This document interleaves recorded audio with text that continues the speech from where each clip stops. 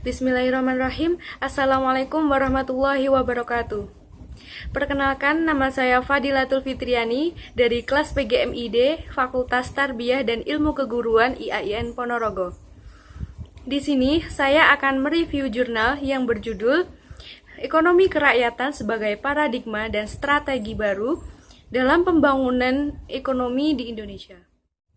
Jurnal ini ditulis oleh Natalia Artamalau dengan nama Jurnal Ilmiah Research Science Volume 2 Nomor 1 halaman 1-8 tahun 2016.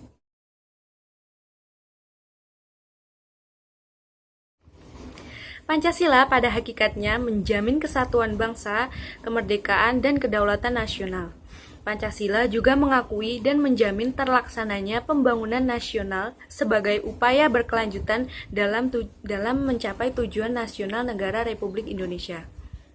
Kemudian, Pancasila sebagai paradigma dimaksudkan bahwa Pancasila sebagai sistem nilai yang dijadikan kerangka landasan, kerangka cara, dan kerangka arah atau tujuan bagi yang menyandangnya.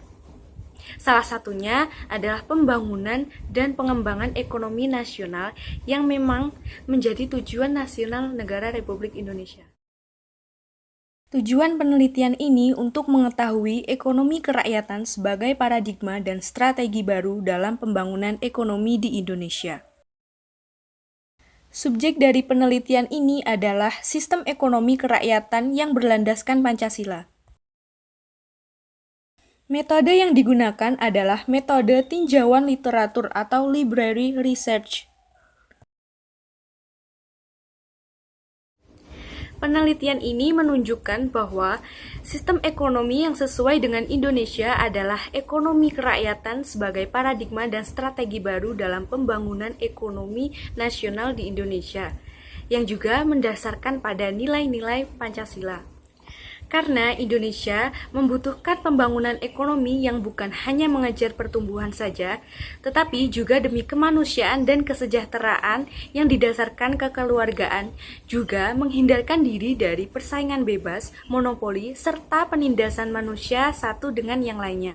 Nah, maka dari itu, pembangunan ekonomi di Indonesia harus berpijak pada nilai moral Pancasila, yaitu moralitas ketuhanan dan juga kemanusiaan yang tercantum dalam Pancasila, yaitu sila 1 dan sila kedua.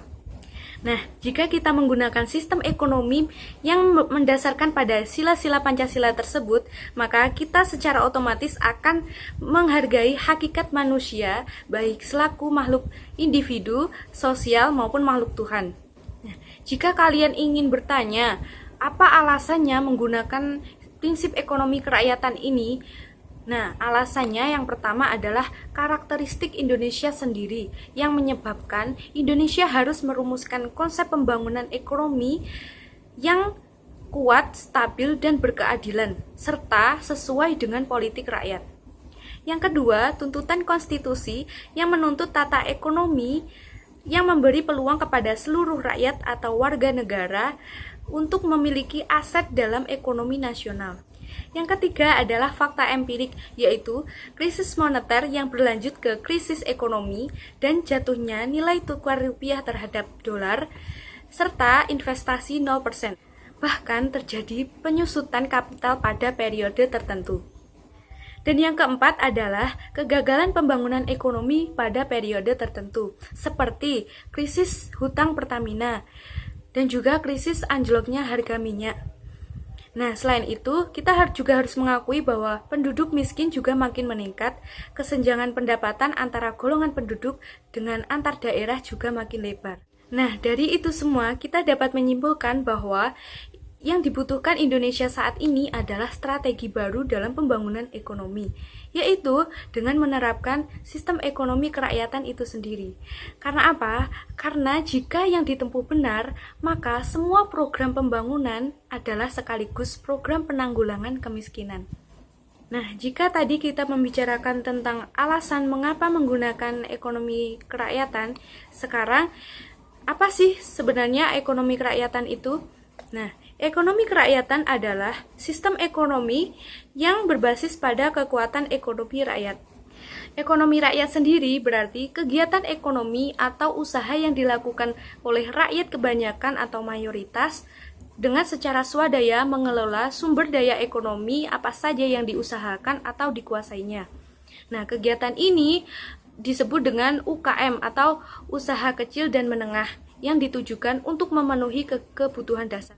Sasaran utama ekonomi kerakyatan adalah diantaranya tersedianya peluang kerja dan penghidupan yang layak, terselenggaranya sistem jaminan sosial bagi anggota masyarakat yang membutuhkan, terdistribusikannya kepemilikan modal material secara relatif merata, terselenggaranya pendidikan nasional secara cuma-cuma, dan juga terjaminnya kemerdekaan bagi setiap anggota masyarakat. Sehingga jika sasaran itu tepat, maka akan mencapai tujuan yang diharapkan, yaitu membangun Indonesia yang berdikari secara ekonomi, berdaulat secara politik, dan berkepribadian berkebudayaan, serta mendorong pertumbuhan ekonomi yang berkesinambungan, mendorong pemerataan pendapat, serta meningkatkan efisiensi perekonomian secara nasional.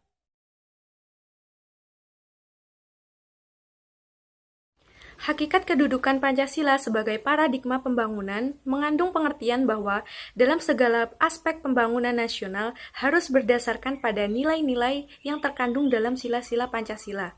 Sehingga setiap pembangunan ekonomi negara harus berlandaskan pada moralitas sila-sila Pancasila, yaitu dengan mengembangkan ekonomi kerakyatan yang bertujuan demi kesejahteraan ekonomi rakyat secara luas. Salah satunya dengan mengimplementasikan ekonomi kerakyatan sebagai dasar dari sistem ekonomi di Indonesia, yang dimana sistem ekonomi ini berbasis pada kekuatan ekonomi rakyat. Nah, prinsip ini diyakini sesuai dengan negara Indonesia yang notabene juga negara berkembang, serta sejalan dengan apa yang dituangkan dalam Undang-Undang Dasar 1945. Demikian presentasi hasil review jurnal saya. Semoga bermanfaat. Sekian dan terima kasih. Wassalamualaikum warahmatullahi wabarakatuh.